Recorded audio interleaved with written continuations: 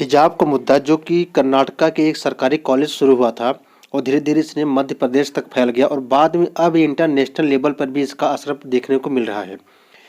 सबसे पहले तो मलाला यूसुफजई, जिनको तालिबान ने गोली मार दिया था, नोबेल पीस अवार्ड बाद में इनको मिलता है, उन्होंने भी टिप्पणी किया कि हिजाब को बैन नहीं होना चाहिए। बाद में पाकिस्तान ने पहले से मुद्दे को बढ़ा चढ़ा कर देखा। फाइनली अब यूएसए ने भी हिजाब के ऊपर काफ़ी कुछ कमेंट किया है। यूएसए के जो एक अलग से मिनिस्ट्री है उस पर उन्होंने ये कहा कि जो फॉर इंटरनेशनल रिलीजियस फ्रीडम है उसके जो हेड है रसद हुसैन ने ये कहा कि कर्नाटक सरकार को इसका फैसला नहीं करना चाहिए, कोई मजहबी पोशाक पहने या न पहने। भारतीय मूल के हुसैन अपने आधिकारिक ट्विटर हैंडल पर किसी की मजहबी आज़ादी सुनिश्चित करने के लिए उसे उसके मजहब की पोशाक पहनने की आज़ादी भी होनी चाहिए। बता दें कि जो रसद हुसैन है, जो इस time US ambassador at large for international religious freedom है, एक अलग से मिनिस्ट्री बनाई गई है बाइडन एडमिनिस्ट्रेशन में, यूएसए में। जो रसद हुसैन है उसके हेड है, वो इंडिया के थे पहले, लेकिन इस टाइम वो वहाँ पर यूएसए में रह रहे हैं। उन्होंने अपने ट्विटर हैंडल बताया कि ये जो मजहबी आज़ादी है सुनिश्चित करने के लिए कि क्या कौन पहने क्या नहीं, ये किसी देश को या किसी स्टेट को फिक्स नहीं करना चाहिए। बाइडेन प्रशासन किस अधिकारी ने ट्वीट किया कि अपनी मजहबी पोशाक पहनना भी धार्मिक स्वतंत्रता का हिस्सा है।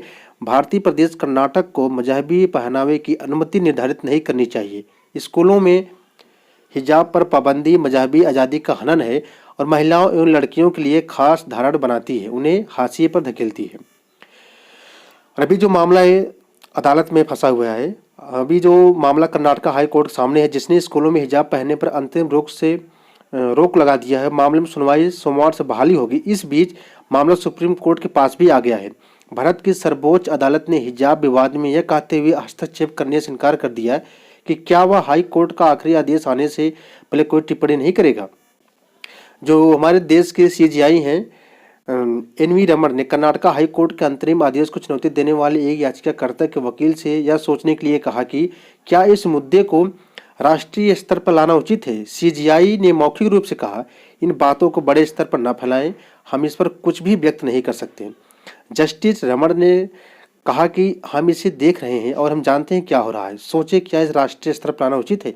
यानी सब कुछ का सुनकर यही है कि एक को बहुत ज़्यादा उछाल रही हैं। इसके पहले फ्रांस ने भी हिजाब को पब्लिकली बैन कर दिया था, लेकिन यूएसए ने उस पर कोई कमेंट नहीं किया था। स्विट्जरलैंड भी पब्लिक से पूछा था क्या हिजाब बंद करना चाहिए कि नहीं। संविधान के आर्टिकल 25 के सबसेक्शन ए में लिखा गया, उसमें लिखा गया है कि हम अपने धार्मिक स्वतंत्रता की आज़ादी हमारे पास है। संविधान के अनुसार हम कुछ भी पहन सकते हैं, किसी धर्म को फॉलो कर सकते हैं। लेकिन ये जो अधिकार है हमारा निगेटिव, यानी इसमें लगा सकता है, कुछ इस पर प्रतिबंध लगा सकता है। तो स्टेट गवर्नमेंट जो कर्नाटक ने किया उसने इसी के अंदर किया है, लेकिन इस पे हायर कोर्ट इसको फाइनल डिसीजन दे गलत है। जैसे सिख धर्मों में ये इसेंशियल है कि पगड़ी बांधना और बाल न कटाना इसेंशियल है, इसी तरह से क्या ये भी सुप्रीम कोर्ट का फैसला आएगा कि ये भी पहनना जरूरी है।